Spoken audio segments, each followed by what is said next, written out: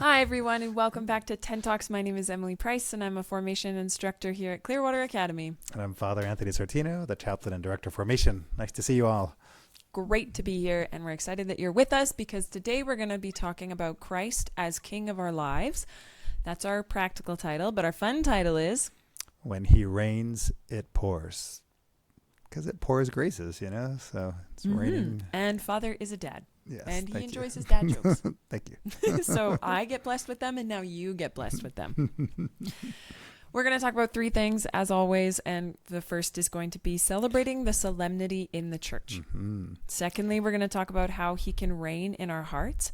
And thirdly, we're going to talk about a mission to build his kingdom with him. Nice. Let's jump into the first part then. So what does it mean to celebrate the feast of the solemnity of Christ the King? Well, it comes to us after an entire liturgical season. So of ordinary time, it ends with sort of a recapitulation, and it points to the end time. So you have apocalyptic literature. You have these prophecies talking about where we are going, where we want to go in the end. So thinking about the end also makes us think about the beginning, like our origin. We come from the Lord. We're made for heaven. We're made for happiness. We're made for him. So you have these two different points, the end times and the judgment of all creation. And then you have the beginning, what we were made for. And then, of course, it sort of informs us about our journey and what we're hoping to keep before our eyes the whole time is our journey to heaven, right? So this is sort of the purpose of that. Liturgical season gives us a way sort of to pace ourselves and also motivate us as we go from one stage to the other in the season. So after the Feast of Christ the King, when we end the year and it's all comes together, then we begin again a new liturgical season, and that begins with Advent, and then of course Christmas and the birth of Christ. And don't we all get excited about Christmas? Putting up our decorations and preparing our hearts and making our heart a little manger for the Lord. So there's this whole picture that has to do with the meaning of the journey that liturgical season does for us. It sort of gives us these landmarks as we go from the beginning, the origin, to the end times, and then how we walk in the middle from season to season. So that's the purpose of us celebrating these seasons. And of course, Christ the King then is like the climax of all of that. We've gone through the liturgical season, and in the end, we ask him to reign, which brings us to point number 2. Woo! How he can reign in our hearts. So what does it mean to have Christ reigning in us? Father, got any thoughts? Yeah, well, the first image that came to me was that meditation that some of us have done in the exercises of St. Ignatius, where he talks about the two battlefields. This is a soldier who's like talking from the perspective of fighting, and whose side are you on? And he says, well, the battle camp of the enemy looks very appealing and alluring because he promises, glory and fame and fortune and all those things that on a worldly level you might want that feel attractive, but in the end you feel empty and alone and purposeless, right? Which is the way the enemy promises but doesn't deliver. Whereas Christ, he promises a cross that is hard and it's intimidating, but the cross is a promise to life, like a key that opens up to new life, and that, of course, we call resurrection. So the way Christ draws to his kingdom by his own example as a king, right, is to be a humble servant who takes on a cross, who loves and literally dies for those he serves, and through that living and dying, he brings us a new life. So this is the difference between those two kingdoms of the Lord and the enemy. And to have Jesus reigning in your life means that you've invited him to be at the center of your heart. Yeah. And that's important. And it's important that you actually invite him to do that because he's a gentleman and he won't barge in. He doesn't knock down the door. He waits for you to ask him to come into your life and to be at the center of it and to guide and to lead you. Yeah, that's such an obvious point, but also an important one. He is a gentleman, and he's so loving and respectful that he doesn't barge his way in. He's majestic, and he wants to reign there, but he's so respectful in the way he loves us and waits for us to open the doors of our heart, right? If you remember in Revelations chapter 3, verse 20, he knocks at the door of our hearts, and he waits for us to open to him. So that's obviously then a cue for us to open up. And when he does come in, then we have the sense of peace because the Prince of Peace has come into our hearts. But what is it like to know he's present there in our hearts? And maybe what is it like to know that he's absent from our heart when we don't have that peace. Yeah. So to know that he's present there is to approach it with the simplicity of a child, and a child that trusts in a God that is so much bigger than they are. And to know that that God holds them, pulls them close, goes before them, and fights the battles for them. And he's simply bigger than we are in our needs. I was thinking just today in meditation about the way the Lord sent out his apostles and asked them to trust him, that he was bigger. Think of that beautiful moment when he multiplies the loaves. So he has all these folks that are following him, and they've been there for such a long time, and they're hungry. And the apostles say, well, why don't we send them away so they can go and eat and find a place to sleep? And the Lord just looks at them and says, you give them to eat.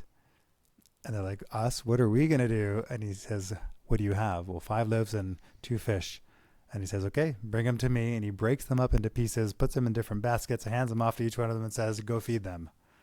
And can you imagine if you were one of the apostles and you have a basket full of a few crumbs and a little piece of fish, and you're looking at 5,000 men, not counting women and children, so maybe 10, 15,000 people on this hillside all listening to Jesus, and you're going out with this basket that's so light because you have a few crumbs in there, and you have to believe that he's going to multiply it. And I just wondered what it would be like to be that apostle carrying that basket and all of a sudden looking down, and now there are loaves, and now there are fish, and there's just more, and it's abundant, and they gathered up all these extra baskets of food.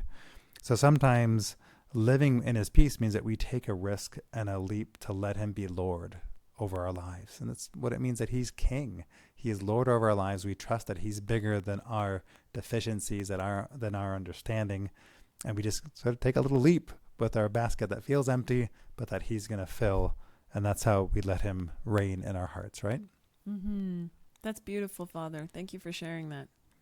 Our third point is that once he has come to reign in our hearts, we then have a mission to build the kingdom with him. Yeah, so of course, if we've experienced his peace in a significant way, then we're grateful for that and we want to give it back.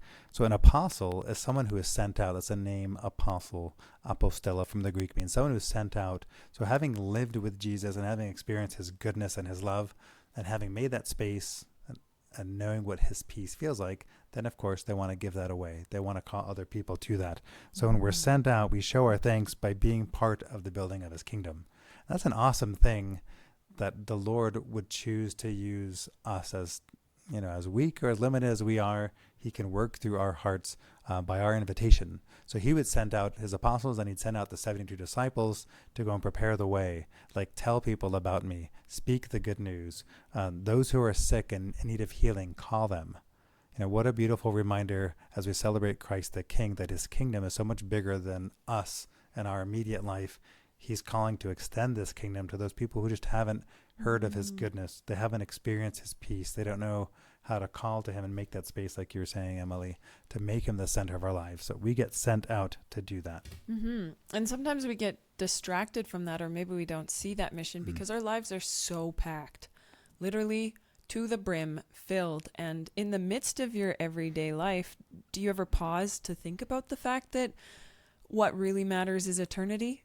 And not actually, as much as important as it is, not actually making that next appointment, or there's things that are of greater value, and do we take the time to give those things the time they need? Yeah, because ultimately that end goal, that bigger picture, is really about a mission that he has in mind with us. The first mission is to our own hearts and souls, that he wants to reign inside of us and grant us that peace and grant us to be workers in his kingdom and his vineyard. But then afterwards, he wants us to contribute to the bigger picture, which is the bigger mission, the bigger kingdom, and what he's calling us to. Which is heaven. Amen. All right. So as a recap, to sort of come back to this idea of when he reigns in us, it pours. Well, his graces are going to be abundant when we let him reign. Like you said, if we invite him in to be the center of our lives, if we allow him that space by making space for prayer, for discernment, for questioning what he's asking of us, right? So I'll end with a couple of takeaways. One, ask him into your heart if you haven't done it. Ask him to be the center. And then ask him to reign there in your heart. And finally, ask him what your mission is, what he's calling you to in life, and how he wants to leave his mark through your heart. Because the reality is that each and every one of us has a unique mission that's been imparted only to us. And there's one thing on this earth that only each and every one of us can do. And if we don't do it, then it doesn't get done. That's right. So we'll see you on the mission field. Bring your umbrella because it might be pouring.